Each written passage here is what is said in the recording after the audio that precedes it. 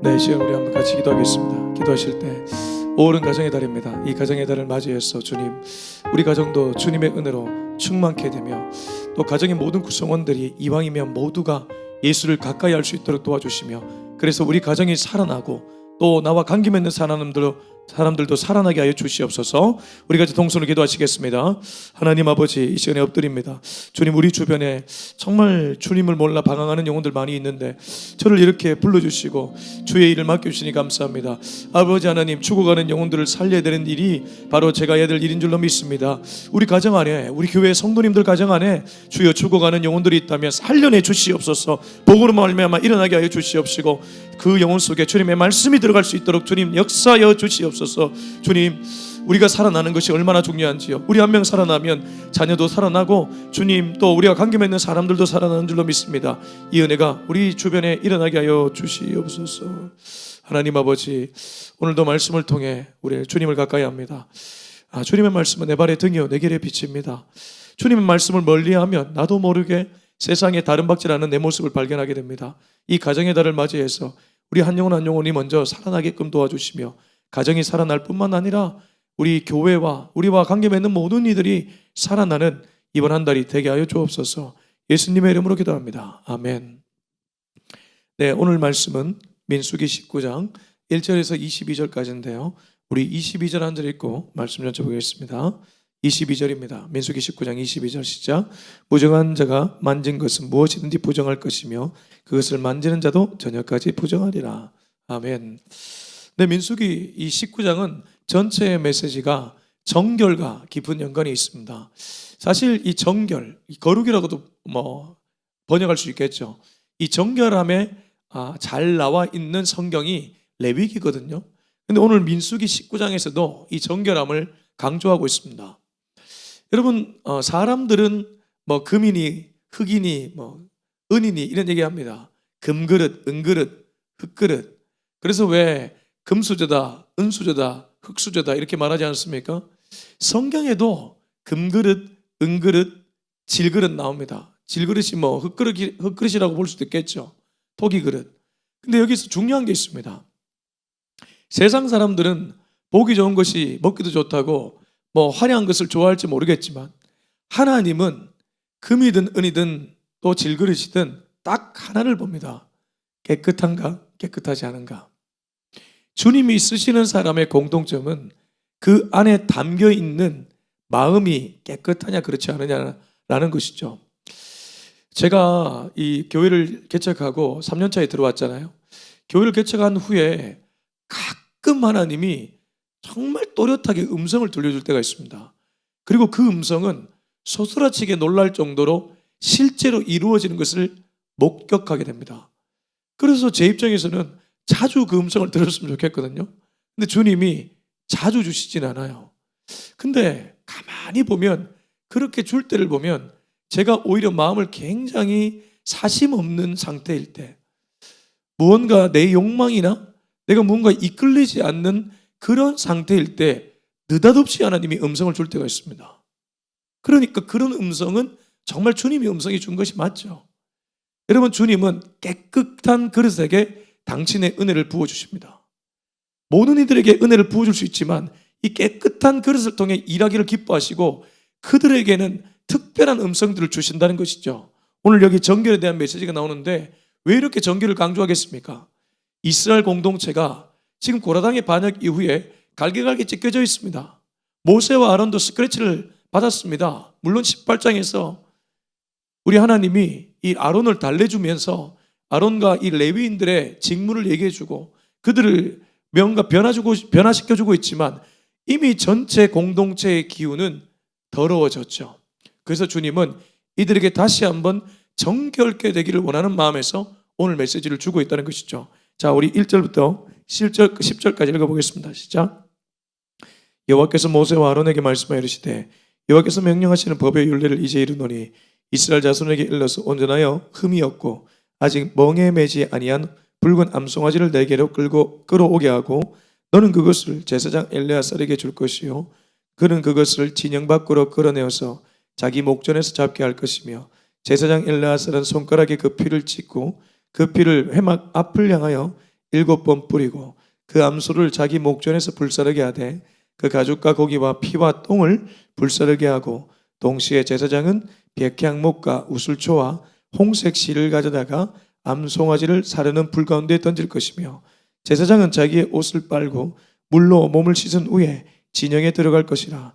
그는 저녁까지 부정하리라. 송아지를 불사른 자도 자기의 옷을 물로 빨고 물로 그 몸을 씻을 것이라. 그도 저녁까지 부정하리라.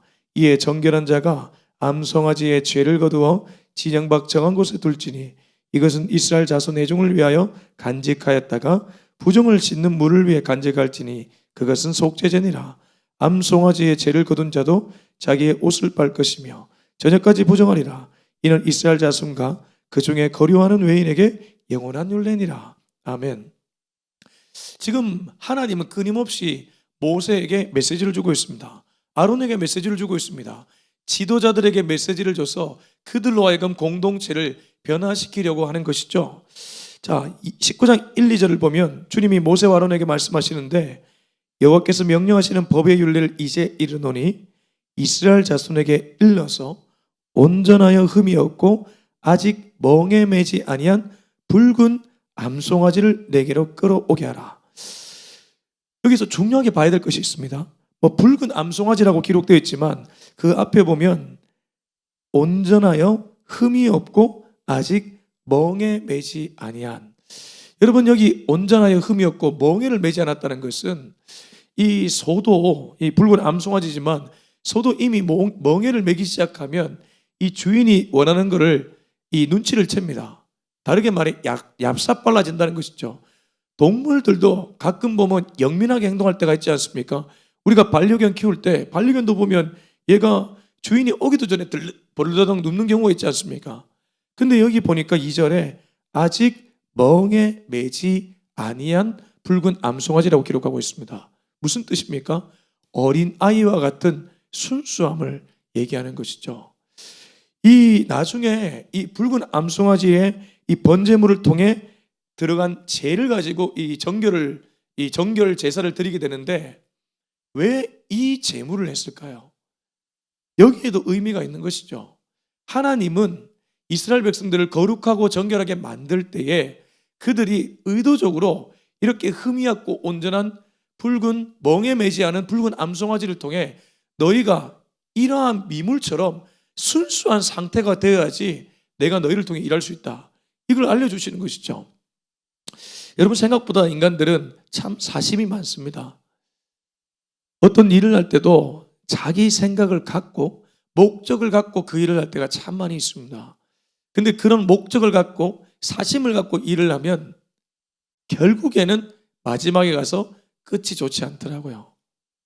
대부분의 좋은 것들은 정말 우러나왔거나 혹은 나는 원치 않았는데 하나님이 끌고 가서 할 때, 이를테면 이런 것이 있습니다. 우리가 사도행전 16장에 보면, 제가 이 사도행전 16장 참 좋아하는데 이유가 무엇입니까? 바울의 고집이 꺾이는 장면이기 때문입니다. 바울이 가고자 하는 지역이 있었습니다. 자기 생각입니다. 자기 고집입니다. 자기 경험입니다. 그렇게 가려고 아시아를 가려고 했지만 성령이 막습니다. 무시아 이르러서 비두니아로 가려고 했습니다. 또 막습니다. 그때 환상 중에 마게도냐 사람이 나타나서 건너와서 우리를 도우라 음성을 듣죠. 막히고 나니까 자기 힘으로 할 수 없죠. 자기 힘으로 할 수 없다는 것이 무엇입니까? 이제는 내 힘이 빠졌다는 것이죠. 여러분, 여기 2절에 흠이 없고 온전하다, 이건 내 힘으로 하는 건 아닙니다. 우리가 거룩해지고 정결해지는 것도 우리 힘으로 되는 건 아니잖아요. 오직 주님의 힘으로 가능하죠. 그러니까 주님이 이끄는 대로 가는 것이 바로 정결함이고 거룩함인 줄로 믿습니다. 자, 그리고 나서 얘기합니다. 너는 그것을 제사장 엘레아살에게 줄 것이요 그는 그것을 진영 밖으로 끌어내 자기 목전에서 잡게 할 것이며 제사장 엘레아살은 손가락에 그 피를 찍고 그 피를 해막 앞을 향하여 7번 뿌려라. 이제 엘레아살에게 가서 엘레아살은 그 흠없고 온전한 멍에 매지 않은 붉은 암송아지를 잡아가지고 또 손가락에 그 피를 찍고 그 피를 해막 앞을 향해서 7번 이렇게 뿌리라고 얘기합니다. 성경에서 치는 완전수입니다. 하나님도 천지창조할 때 6일간 창조하시고 7일째는 안식하셨습니다.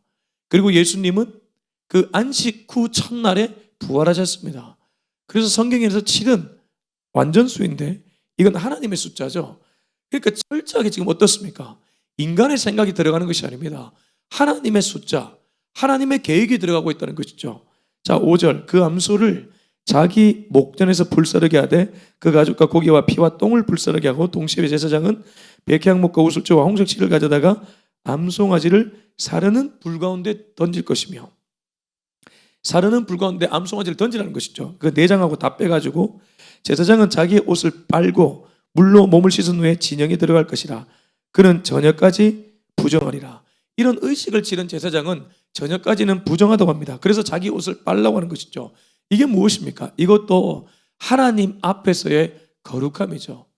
하나 작은 일 하나조차 정결케 하려고 하는 그런 움직임이 오늘 이 말씀에 녹아져 있습니다. 송아지를 불사른 자도 자기 옷을 물로 빨고 물로 그 몸을 씻을 것이라. 그도 저녁까지 부정하리라. 이게 계속해서 정결하게 만들기 위한 재련의 과정이 들어가 있음을 우리는 어렵지 않게 발견할 수 있습니다. 이에 정결한 자가 암송아지의 죄를 거두어, 이제 그 타고 남은 죄 있죠. 그 죄를 거두어서 진영 밖 정한 곳에 두라고 합니다. 그리고 나서 이것은 이스라엘 자손 회중을 위해 간직하였다가 부정을 찢는 물을 위해 간직할지니 그것은 속죄제다. 요 죄를 나중에 그 정결 제사를 들 때 물에 쓴다는 것이죠. 그걸 따로 두라는 것입니다. 하나님은 하나도 허투루 낭비하지 않습니다. 우리는 왜 내게 이런 일을 하게 하셨을까? 근데 여러분 돌아보면 그 일 때문에 내가 지금 하는 일에 도움이 될 때가 거의 대부분 아닙니까? 저만 해도 그렇습니다. 제가 20대 초반에 교회에 나가서 전도사님이 제가 사범대학 그 복수 전공 이게 하여튼 여러 가지 전공 때문에 방송실에 넣었어요. 그리고 방송실에 넣어서 거기서 영상 자막 만들고 거기서 제가 프리미어 그 영상 편집 프로그램을 배웠거든요. 근데 그게 지금 개척해서 쇼츠 만들고 지금 이렇게 영상 만드는데 얼마나 도움이 되는지 모릅니다. 물론 따로 학원을 수강해서 배울 수도 있겠지만 그때 배워둔 게 지금 쓰인다는 것이죠. 여러분 그때 배워둔 게 지금 쓰이는 것 얼마나 많이 있습니까? 주님은 이 암송아지 죄조차 정결 제사의 도구로 쓴다는 것이죠. 암송아지의 죄를 거둔 자도 자기의 옷을 빨 것이며, 죄를 거둔 자도 자기의 옷을 빨라고 합니다. 제사장 빨죠, 태운 자 빨죠, 죄를 거둔 자 빨죠. 이 무슨 말입니까? 이 모든 과정이 정결의 과정이라는 것이죠. 동시에 하나님의 일이기 때문에 신중하게 하라는 것이죠. 저녁까지 부정하리라. 이는 이스라엘 자손과 그 중에 거류하는 외인에게 영원한 율례니라. 자, 계속 말씀 보겠습니다. 우리 19절까지 쭉 읽어보겠습니다. 사람의 시체를 만진 자는 이래 동안 부정하리니 그는 셋째 날과 일곱째 날에 제물로 자신을 정결하게 할 것이라.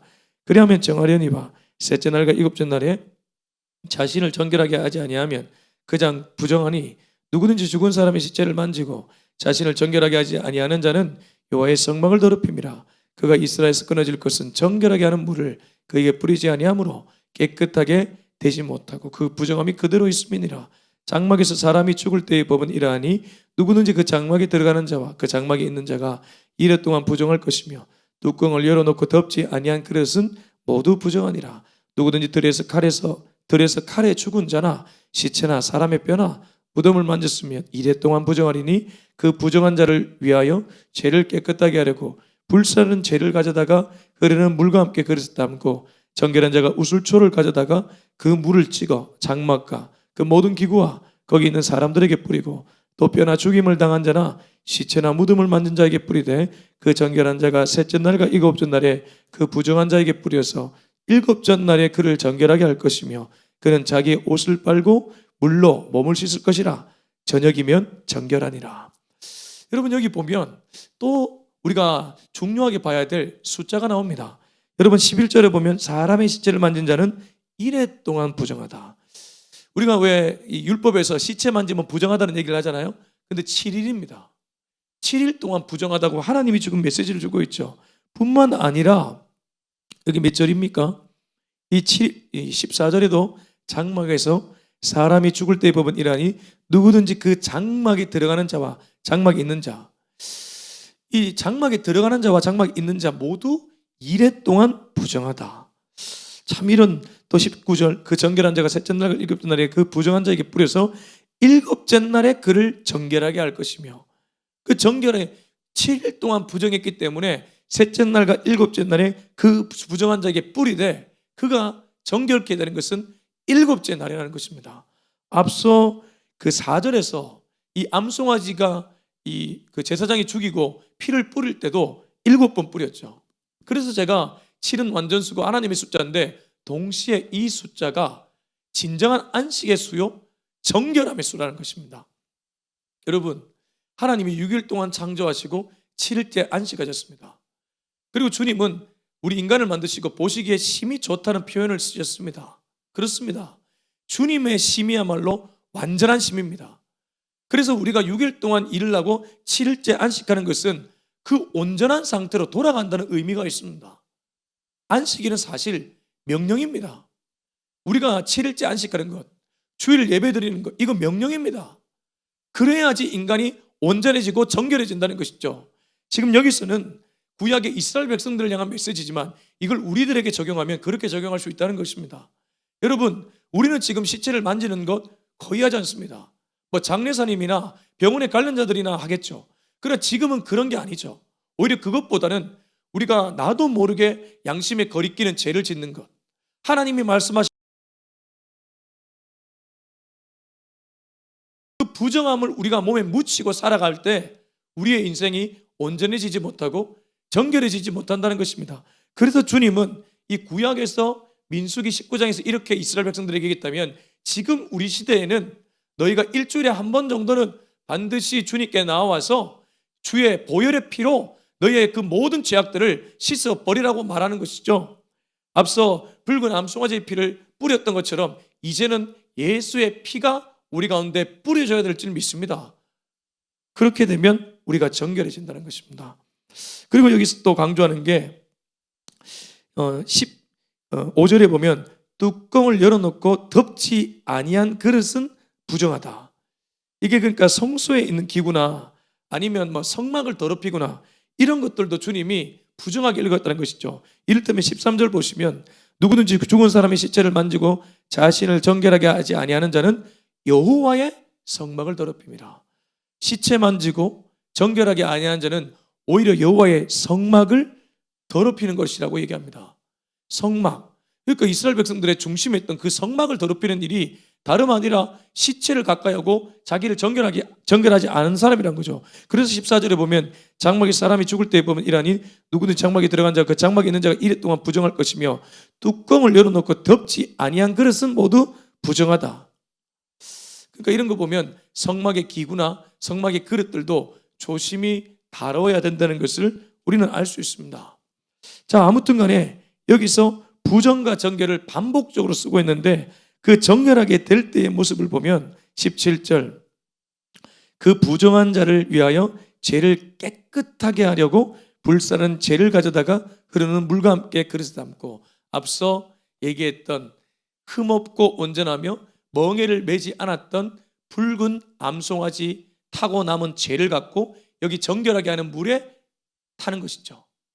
재가 있는 물입니다. 잿물이죠, 잿물. 그 잿물을 통해 정결을 하게 된다는 것입니다. 그러면 이 암송아지의 재가 신약으로 오면 누구를 가리키는 것일까요? 그렇습니다. 바로 예수 그리스도입니다.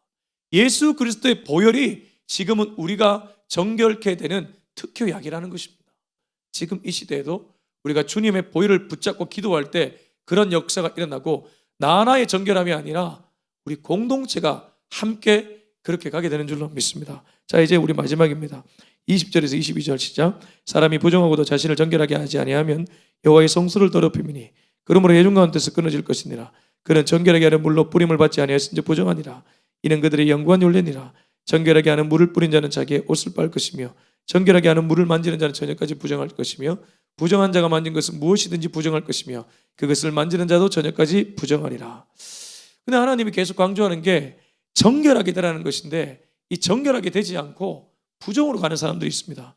사람이 부정하고도 자신을 정결하게 하지 아니하면 여호와의 성소, 앞서 13절은 성막, 여호와를 더럽힌다는 뜻이죠. 그래서 나나의 그 부정이 나나의 부정이 아닙니다.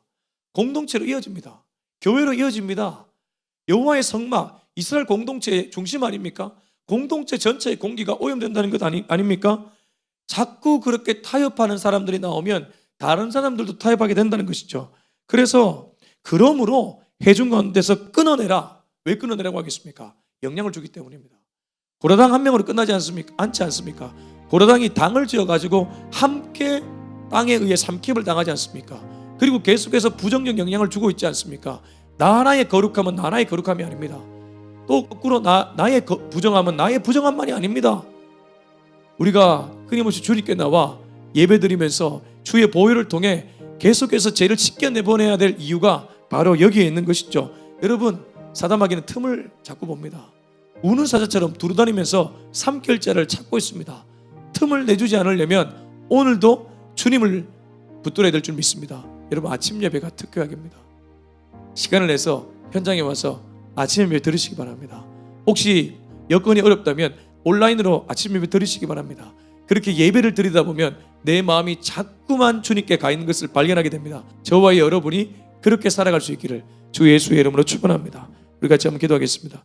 이 시간 기도할 때 주님, 오늘 이 말씀을 통해 우리가 어떻게 살아야 될지를 알게 되었습니다. 주님, 나 한 명의 거룩함이 나 한 명으로 끝나지 않는다는 것을 기억하고 주님 앞에 거룩함의 제사를 드릴 수 있는 우리가 되게 하여 주시옵소서. 우리 같이 한번 동서로 기도하겠습니다. 하나님 아버지, 감사합니다. 오늘 이 메시지를 듣고 주님, 나의 마음이 다시 한번 새로워집니다. 나의 정결함이 나의 정결함으로 끝나지 않는다는 것을 절실히 깨닫게 됩니다. 주님, 나의 정결함만이 아니라 주님이 기뻐하는 정결함, 또 우리 공동체의 정결함으로 나갈 수 있는 우리가 되게 하여 주시옵소서. 이제는 우리 주 예수 그리스도의 은혜와 하나님의 사랑과 성령의 기름 부으심이 오늘 나의 정결함, 나의 거룩함이 나만의 정결 거룩으로 끝나지 않고 공동체, 아니 이 나라까지 흘러간다는 것을 기억하고 주님 앞에서 거룩한 삶을 살기로 결단하는 우리 모두의 머리 위에 지금부터 영원토록 함께하기를 간절히 축원하옵나이다.